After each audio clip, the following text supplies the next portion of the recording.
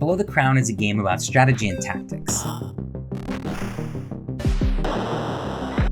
So let's see how they play out. Here's a simple example with only 2 enemies left in the room, the king and a bishop. Since the turn assist lit up, let's see what it suggests. Okay, so this time we're playing with the wizard king. So first we move him to a spot with a clear view of the other end of the room. We then take the rook card in our hand and cast it to the other end of the room in a spot where it can attack both the enemy king and bishop at the same time. This is called a fork. The enemy king has no choice but to avoid capture, which allows us to then gobble up that bishop.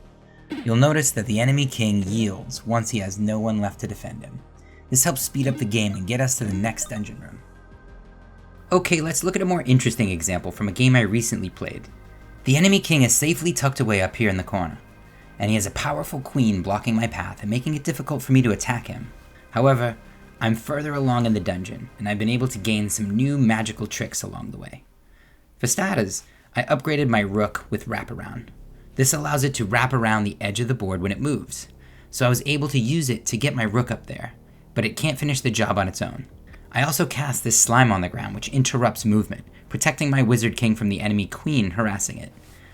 It took me a moment, but then I saw 2 tricks I could use to checkmate the enemy king, even from here. The first is that I had a mimic piece in my hand.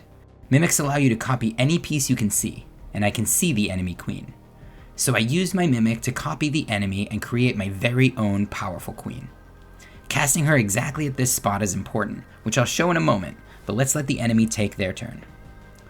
Okay, she's dead set on harassing my wizard king, but it's already too late. I simply move out of the way and then use the swap spell I've been saving. This allows you to swap any piece you can see with any other piece on the board, and I can see my queen. If I swap her with my rook, she completely traps the enemy king in the corner. But more importantly, when my rook takes her place, because it has wraparound, it attacks the enemy king where it stands, creating a checkmate. There's much more to show, but hopefully that gives you an idea of some of the strategy and tactical play possible in Below the Crown.